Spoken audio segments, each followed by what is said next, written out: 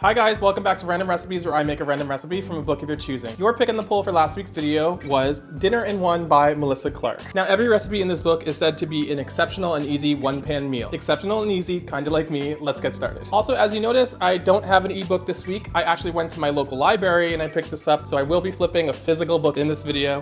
So, we'll see. Alrighty, you guys know the deal. I have the book here. Let's flip through the pages and see what we get. Spaghetti with tuna.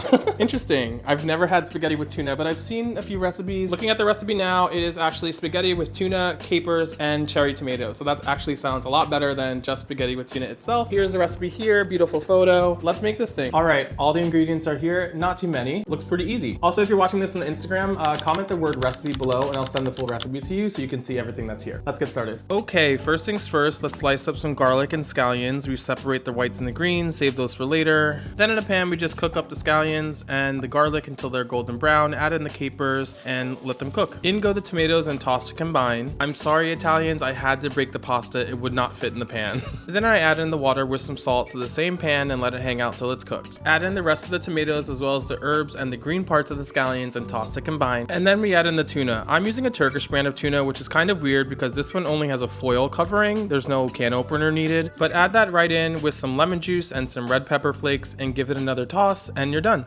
Okay, it's done. Here we have it. Spaghetti with tuna, capers, and cherry tomatoes. Here it is. It looks good. It's very different from anything I've ever cooked in this kitchen before. All right, I'm gonna try and get a little bit of everything in one bite. A little bit of the tuna, the capers are throughout, and some of the tomato. Okay, all right. Okay, it's good. It's good.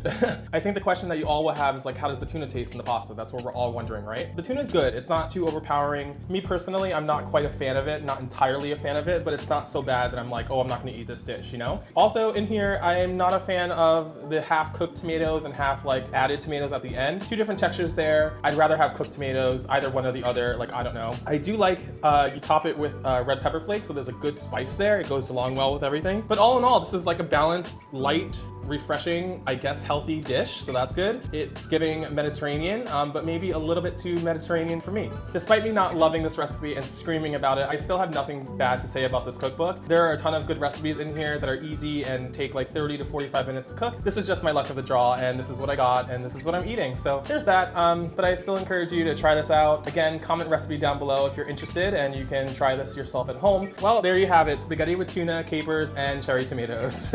As you know, I post polls on Instagram every Wednesday and I upload videos every Sunday, so make sure you follow along to catch the next one. Thank you guys so much for watching. I really appreciate it. Until next time. Okay, thanks, bye.